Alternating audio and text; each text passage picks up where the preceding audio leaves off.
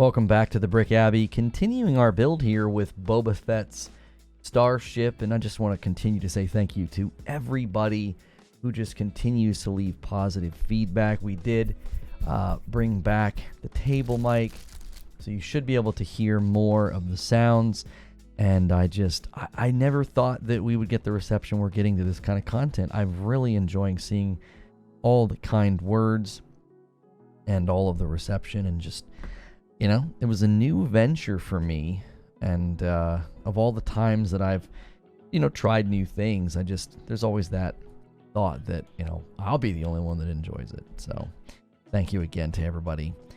So we're at a pretty good turning point here. We may be able to finish this thing relatively quickly, because I was looking at this and it does really feel like that's the bulk of the build. So let's see where this takes us today with this new structure thing that we're building.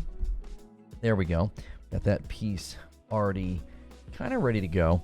And then we're going to be adding some white elbow pieces underneath, and they are going to end up center aligned. So let's get those on there. My son has been enjoying his advent calendar. And see, I had to record, if you guys haven't been seeing those shorts, I had to record some of those in advance, obviously, because I don't have the time to do it every single day. So I kind of got them ready, getting you a little bit of a glimpse behind the curtain there. Like, oh no, he doesn't do it every day. I'm shattering your illusion a little bit, but he keeps coming down. He's like, what's the next one? What's the next one? He wants to cheat, as it were, and kind of look ahead. It's kind of cute. Okay, so this is going to go right along the top here, like so.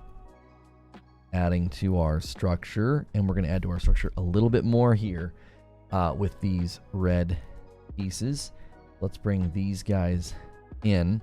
Tell you what we could probably do is relocate some of these pieces that have now taken up residence underneath the instructions, and we're going to be nomadic here with our piece organization. We're going to be willing to adapt. That's key. That is key in content creation. The other day I was doing a show. Those of you familiar with my gaming content, I was doing a show with my buddy, and it was going well. We were having a great time, and just the timing could not have been worse. We were waiting for this coffee to show up, and it shows up literally when my wife, she jumped in the shower, and she's like, I literally just jumped in. I said, babe, it's totally fine. I wasn't mad. It's like, how could you possibly know, And so I bring in the coffee, and then it's my friend Mike, 30 and still gaming. He's a consummate professional. He knows what he's doing, and he carried the show while I stepped away.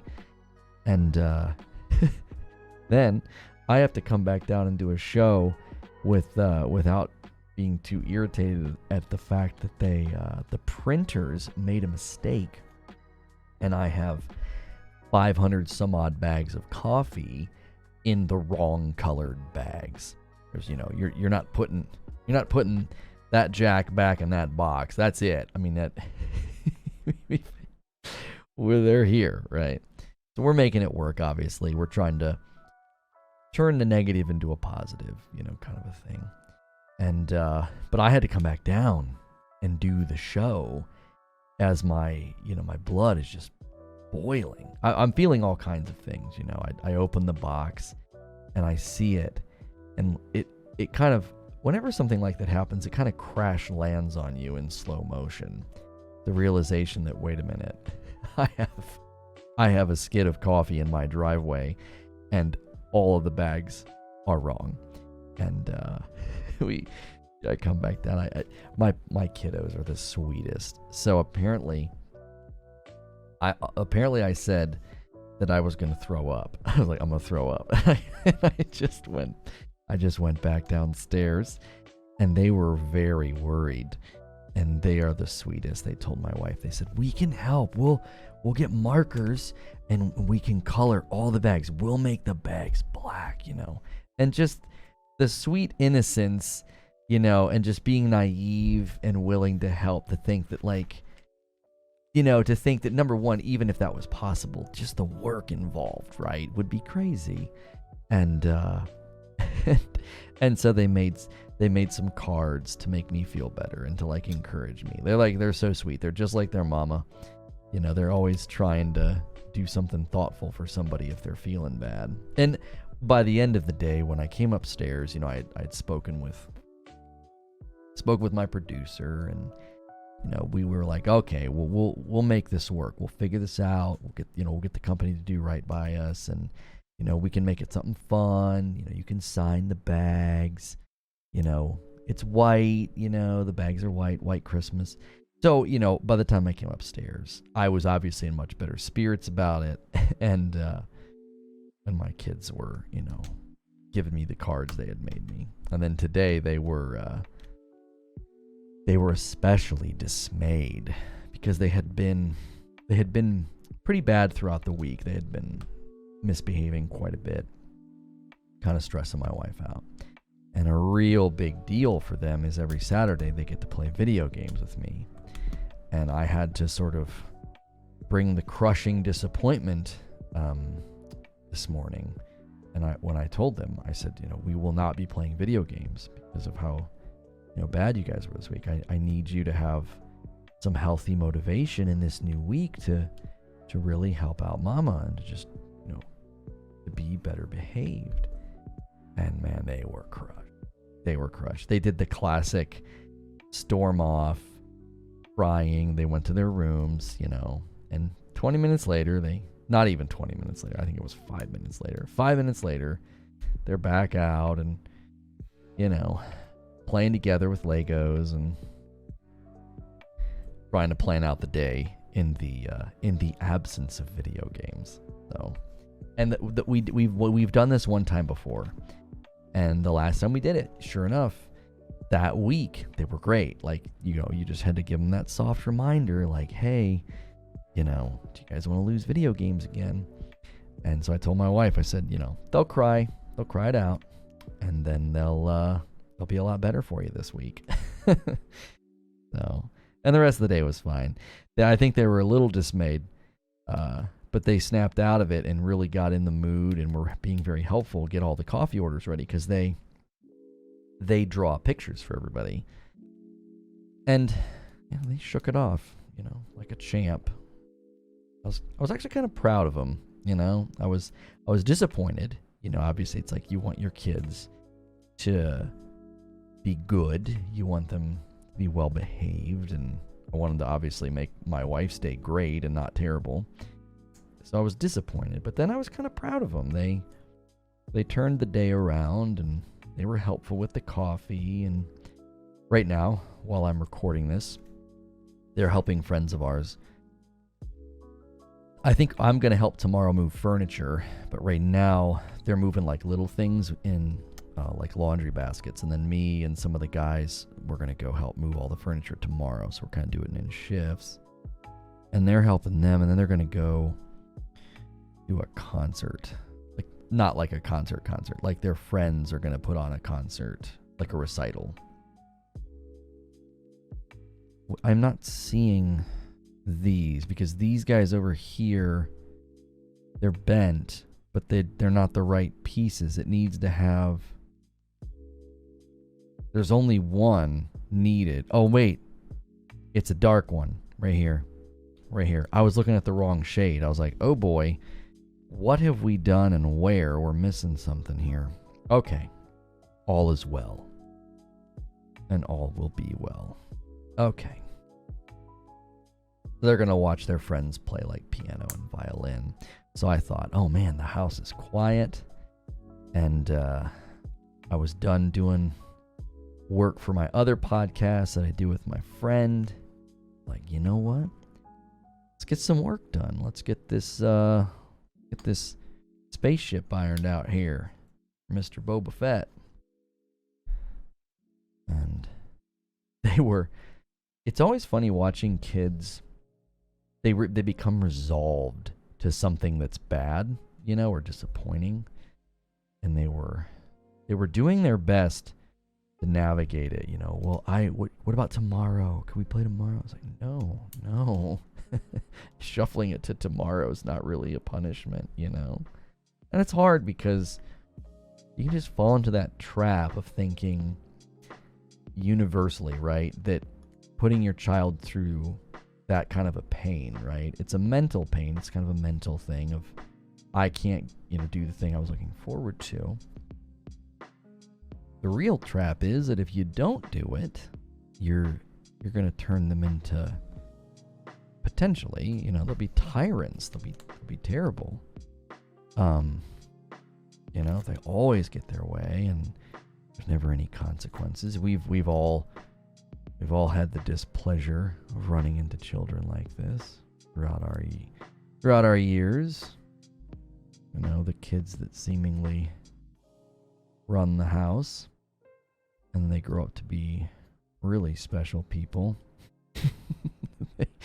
They if you work in retail, if you work with the public, when you meet somebody, it's like, you know what? I have a feeling your parents never told you no. And now I'm having to deal with their shoddy work. My friend is a carpenter, and he'll get to be, working in a house or on a project, and sometimes he'll be airing a little bit of that frustration of the previous worker did shoddy workmanship. And it's kind of like that when you run into somebody in their adult life who's they're just like a seething, spoiled brat, even though they're in their 30s. It's like, man, could I have your mom's phone number? Your mom or your dad's phone number? Why? Well, I'd like to thank them for their shoddy work. That's obviously kind of mean, but you kind of have to laugh through situations like that and come up with something that might feel a little bit, maybe mean, but I don't know how else you deal with. I just don't. I was in retail for a very long time, and man, I gotta tell you, the things that people do in that environment as customers is it's always alarming to me. Well, look at that centerpiece. There we go. It was always alarming to me.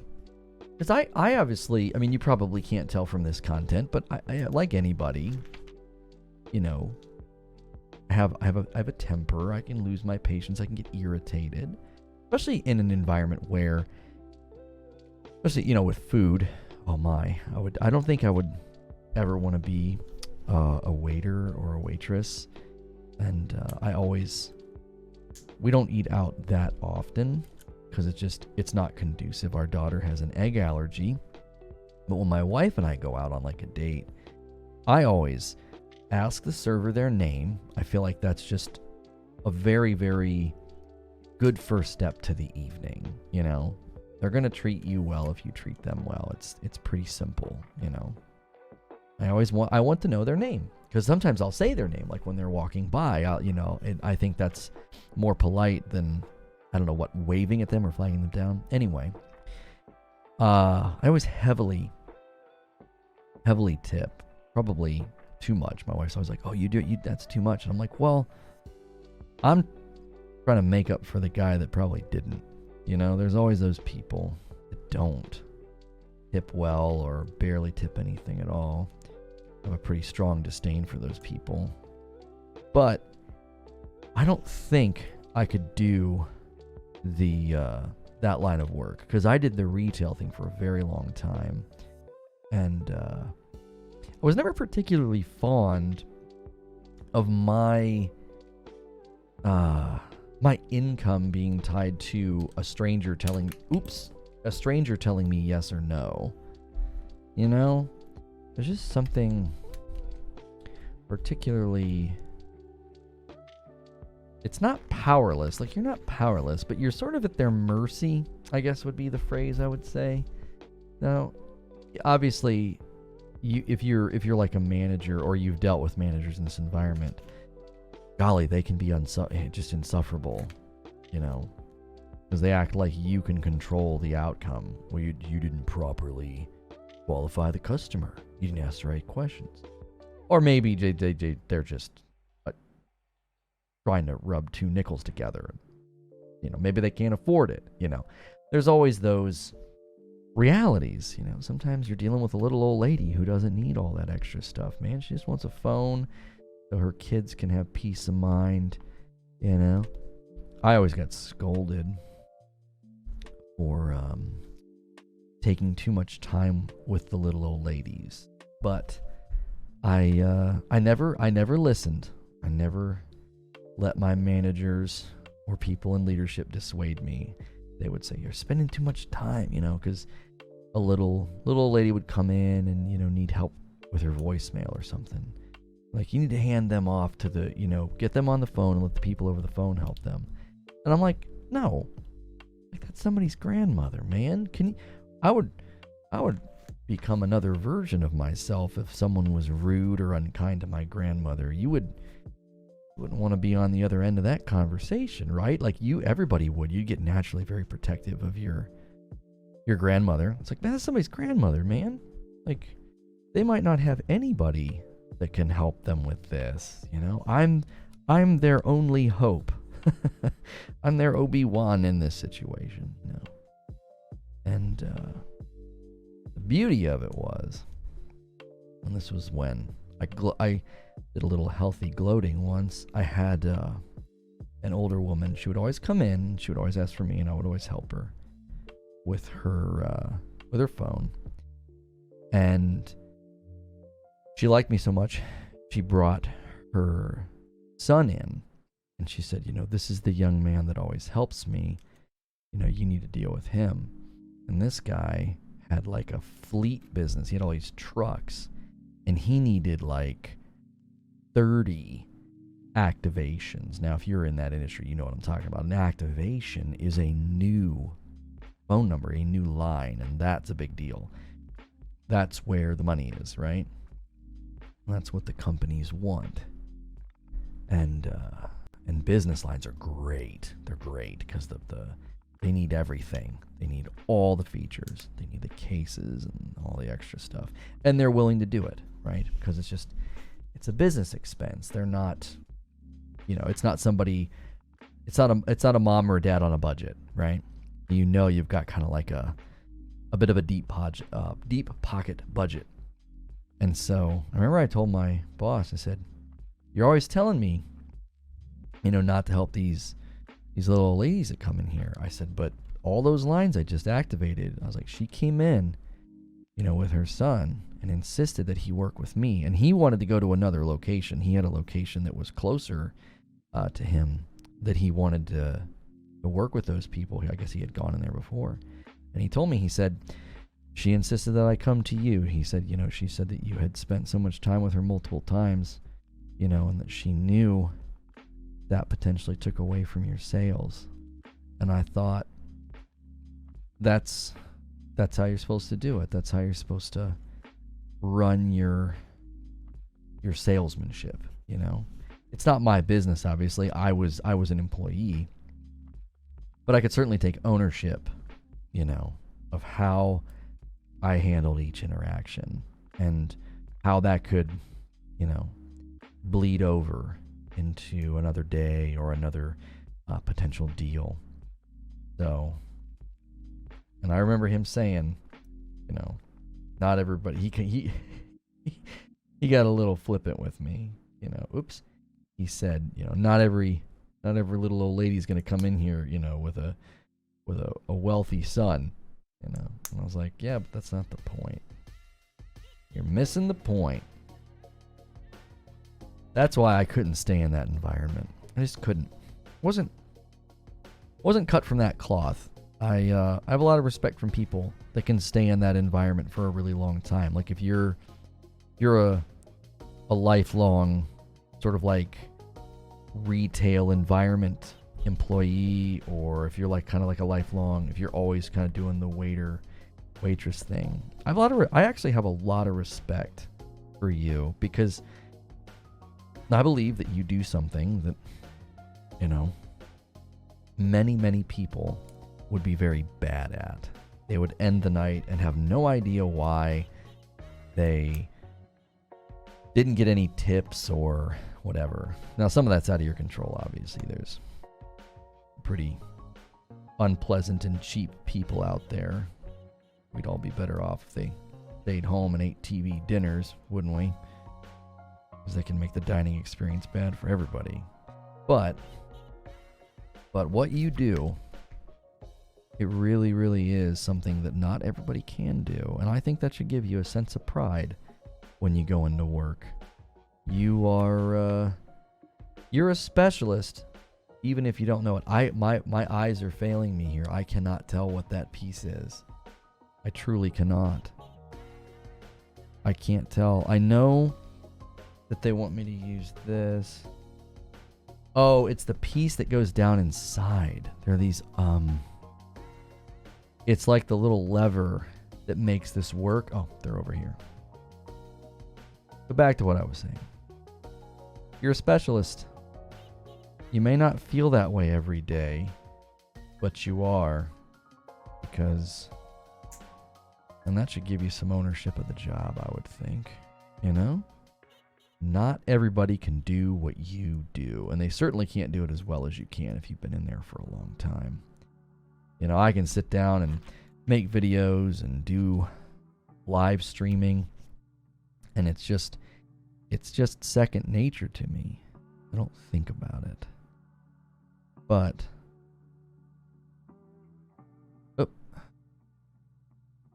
this goes underneath. But I don't think I could do that. I couldn't. I would be a crummy waiter. Wouldn't be able to do it. Oop. There we go. Sort of building up the half. You can see what we're doing. We're building sort of that front part of the ship. Very nice. I like it. The stickers really added a lot. You couldn't tell by looking at them, but that right there along that edge is just a very nice subtle touch to make the thing really feel like an authentic piece of Star Wars lore, I should say. It wants us to go down here with the red one. This is kind of a tough angle. There we go, we got it in there. And then this one goes right next to what we just did. Okay. All right, move on here. We got these dark gray guys. Believe. Yeah, I can't tell. Yep, wait. I think it's one of the ones, yeah, with the hole in it. I'm fairly certain. Man, that's hard to tell the difference.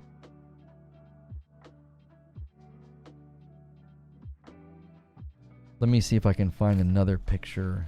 Those little studs, I gotta tell you, we used a yellow one in today's video. So let's just go back and do a very quick comparison so that I don't use the wrong piece.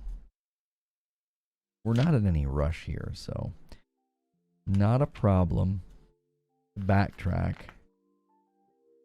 believe it was before here. It was back here. Okay. Yeah, there's an extra circle on the top to signify that there's a hole there. Okay. Problem, or not problem solved. Question answered. There we go. Okay.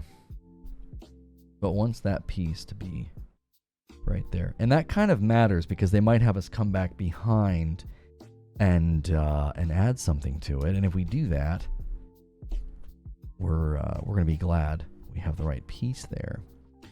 And not, there we go. That's not bad.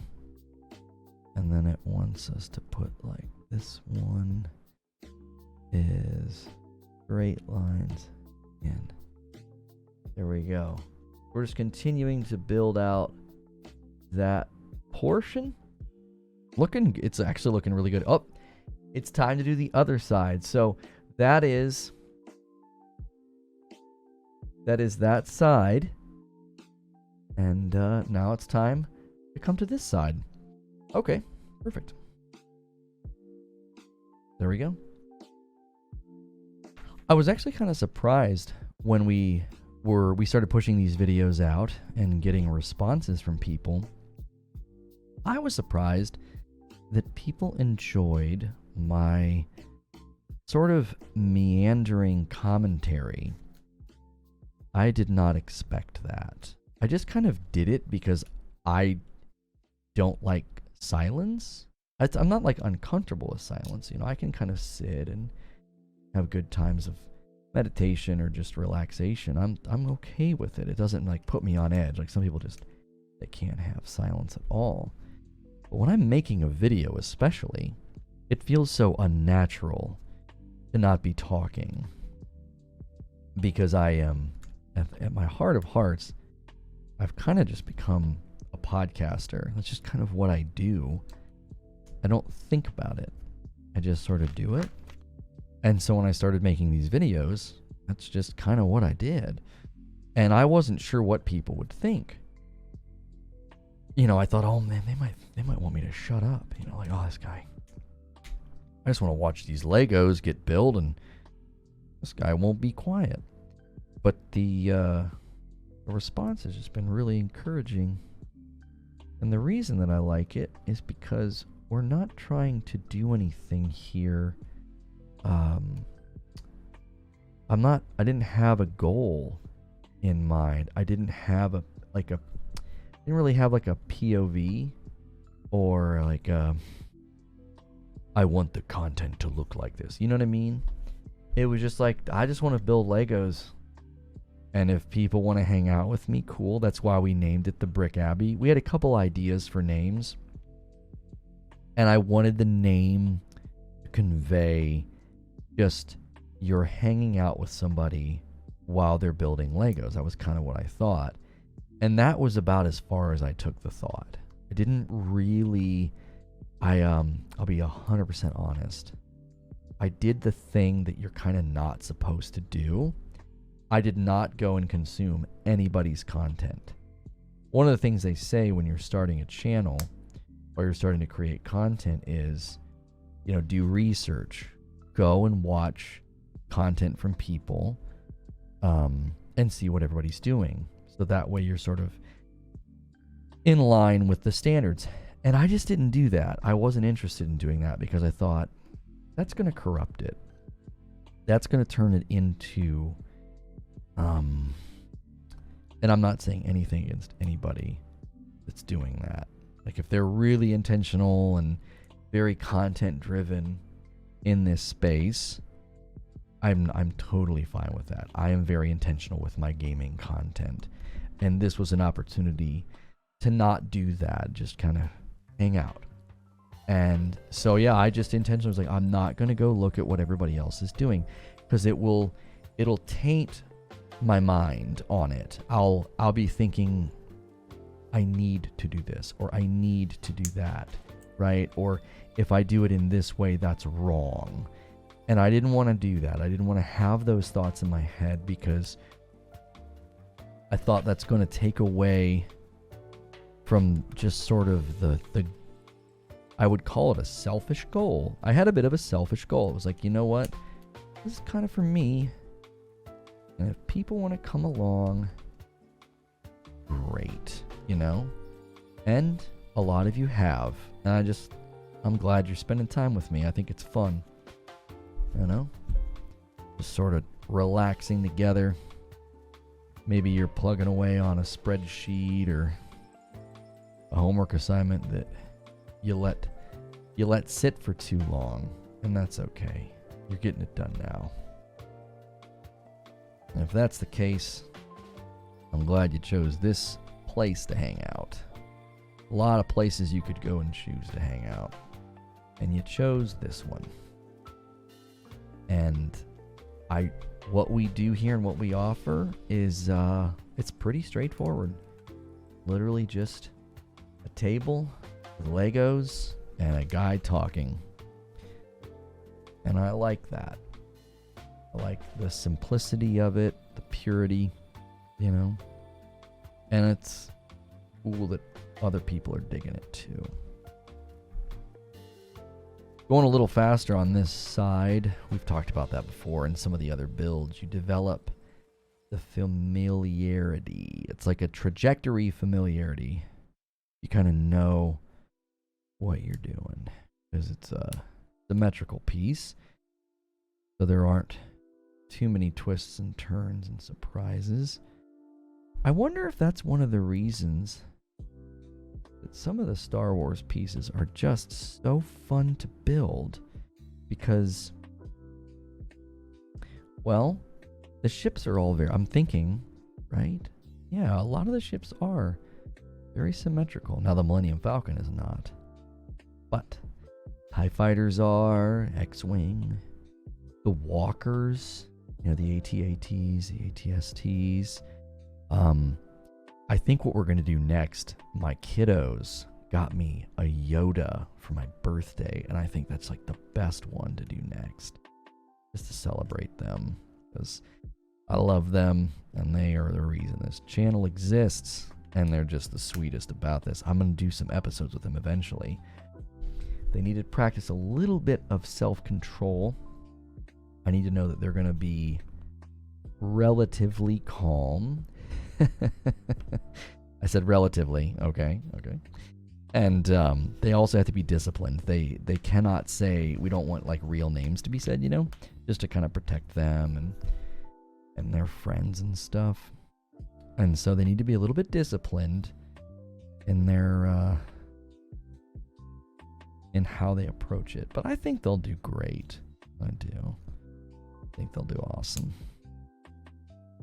They are very they're very driven. If they want something, man, they're going to get it done. I love when they set their minds to like a project. You'll kind of catch them after the fact. You're like, "Oh my word, what? You taped all of your drawings to your wall, right?" And we're very laid back with that kind of stuff. Like obviously my kids aren't like drawing on the wall and stuff, but we're not like hyper protective of things. We treat our things well. We treat them with respect. We teach them, you treat books nice and things like that. But sometimes you'll come in the room and they'll just have this whole art project that they kind of dreamed up on their own. And it's just so cool to see their little minds coming up with stuff. My daughter, it was so funny. I'm gonna end up sharing this with my gaming audience. So you might listen to this and be like, "Oh, I already heard this story," because I'm recording this. I have no idea when this will be published on the Lego channel. The schedule over there is a little bit more staggered. But I'm going to tell you anyway, because a lot of you here won't consume the gaming content. It's very different than what we do here. And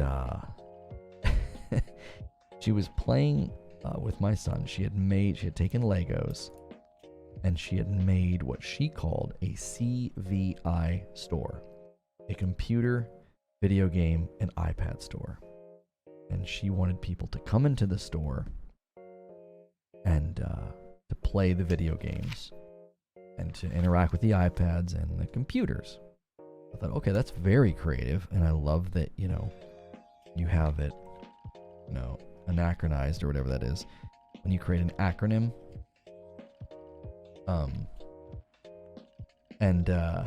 but then she started going into the details of how her pricing structure worked. She's 9, by the way, so hold on to your hats here. She's actually going to be, I think, just an incredible businesswoman. I really do. I think she's going to be, a CEO, or she'll run her own business or something. She's just so sharp, so strong-willed. She's really good at delegating. Like one night, she was going to read to her brother. She's like, "Is it okay if I read to him?" I said, "Yeah, that's great. You can practice reading, and it kind of is a calming activity." She's like, "Okay." And so she gets comfy on the couch with the book. No, I'm sorry. She doesn't even have the book. She gets comfy on the couch, and she tells me, "Hey, can you get my blanket from my bedroom and then have him get the book?" And I did it, And so did he, and we didn't even think about it. And I was like, oh my gosh, she just like expertly delegated, and we went along with it. And again, I think we've tried to impart this in her, like, you can be a good leader without being like an unkind or bossy leader, right? And so I really kind of praised her. I said, hey, that was just really good delegation. And so she's got this shop that she's built, her CVI store, computer, video games, and iPad store she's built. And so, my son brings his little Lego guy over to the store and wants to come in. She's like, okay, well, you have to pay to get in, and you get a ticket. And when you give a ticket, show it to the dog, and the dog will let you in. She's got it all set up, right? So my son does it. He pretends to pay, and then he gets his ticket, and then he shows the ticket to the dog. Well, then once he gets inside, he's like, oh, I want to play this video game. She's like, oh, you have to pay for that. And I'm like, wait, I don't understand. He already paid, right? She's like, no, he paid to get in. She's like, each thing costs money. And it made me just filled with mirth and just laughter and joy. I just laughed out loud because obviously I cover, video games. So I'm thinking, you are shrewd. You're going to make people pay to get in. And then once they're in, they have to pay again for each individual, thing you do, which honestly, she's never really been in an arcade, but she, that's the classic arcade to a certain degree, right? You don't have to pay to get in the arcade, but, it made me laugh so much. So then my wife was like, why are you laughing? So I explained it to her. And so then she, then she was teasing, like, well, make sure and charge the money to leave too. And then my daughter did it. She was charging us to leave the store. I said, well, you can't do that. I said, that's illegal. That's illegal. But I was a little frightened. But I was also a little proud. And I tell you what, I wasn't watching the time. I was not watching the time. Let's do, what do we want to do here? Let's actually just stop there. That was a great end to that story. I've obviously got more stories for you, but we don't want these videos to be too long. So I really appreciate you hanging out and watching these with me. We're going to continue plugging away with Boba Fett Spaceship in the next episode here on The Brick Abbey.